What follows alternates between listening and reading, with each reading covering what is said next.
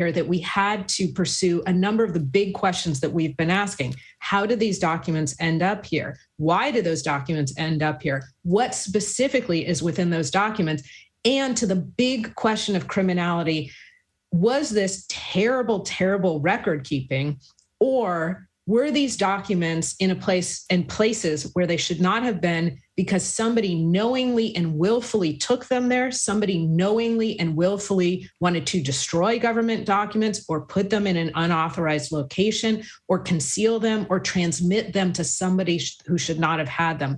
Those are all the big criminal questions that we're going to ask. It's interesting. I feel like we all just have more questions than there are answers to right now. Absolutely. Nancy, there's one thing that's jumping out to me, and that's that with now each political side having their own ammunition about classified documents and how they're handled, might there be some overlap in what happens next? We spoke with Darrell Issa recently, a Republican congressman, who says, look, there actually needs to be a bit of reform when it comes to any executive official having classified documents when they leave the White House. Might all of this, and I know it's a question effectively without an answer, but might this conclusion be some type of, reform?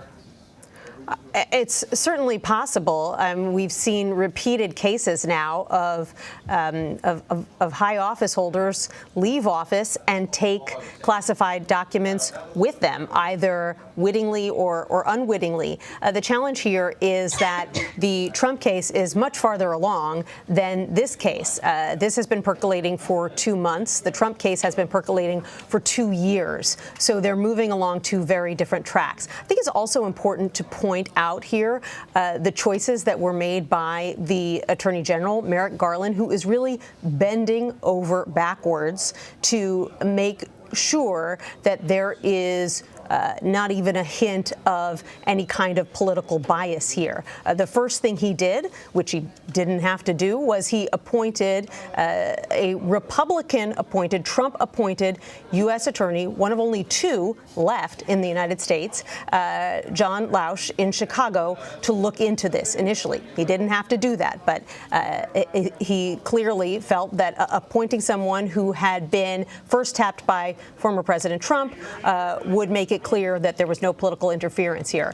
He just mentioned today that part of the reason that he is moving on and appointing a special counsel is because John Lausch is actually retiring very soon. And who did he then choose to appoint a special counsel? And keep in mind, he has a lot of lawyers here in Washington to choose from. There is a very long list. He went ahead and again chose someone who had been appointed by former President Trump, the second Republican-appointed attorney that he has tapped to handle this case. And you really have to wonder if some of the several Trump-appointed attorneys general would have made similar choices if a Democrat was being investigated under those circumstances. And Errol, under the rubric of reform, let me just throw in this word on behalf of journalists, scholars, and maybe excellent attorneys like Jessica Levinson. This government classifies way too much. If this leads to anything, it should possibly be that we classify less and let the public see more. Yeah. Lots of places to take this. Again, these documents first discovered in November, only now uncovered by our CBS News team this week, and then so many subsequent pieces of information coming out. Cannot imagine a better team to help us analyze this breaking news than Nancy Cordes, Major Garrett, and Jessica Levinson. Thank you all. And of course, we will continue to track this story, have more developments for you at the top of the hour. Stay right there. This is CBS News.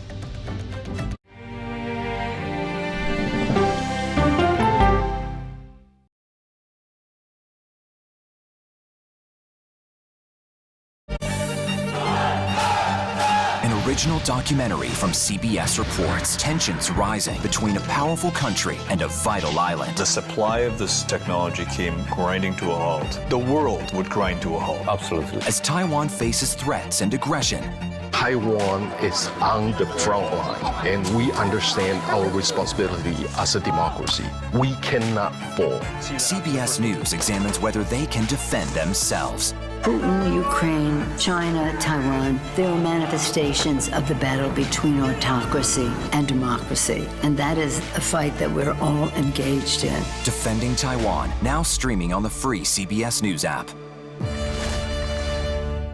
When weather turns extreme, States from the plains to the northeast are bracing for more than 2 feet of heavy snow. every second counts. This is a monster winter storm. CBS News and the Weather Channel bring you virtual weather technology so advanced, so real. There's a wrinkle in the forecast, the accumulating ice.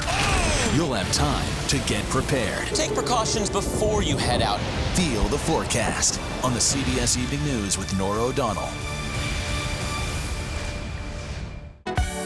Stories that inform. You can be really old at 60, and you can be really young at 85. Inspire. How do we unlock the power within ourselves to be who we want to be? And brighten your day. The best part of fame is making people feel good. Always send the people home happy. Make every day a little more like Sunday morning.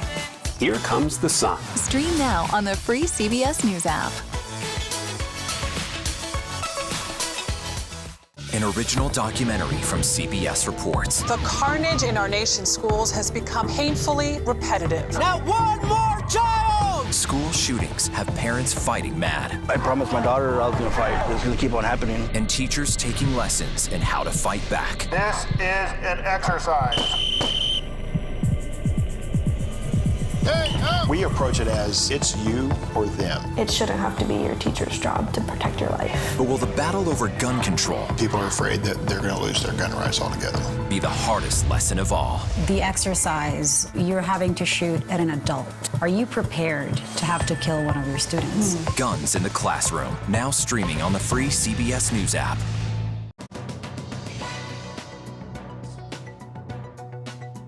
The latest CPI report shows inflation slowing, potentially a good sign for consumers. Yeah, but all of this is a bit of a mixed bag because the outlook for some brick and mortar retail stores, that's worse than ever. It includes home goods giant Bed Bath & Beyond. We all get those $20 coupons. Maybe they sent too many of them. The retailer's future now uncertain. It's planning more layoffs after it lost $300 million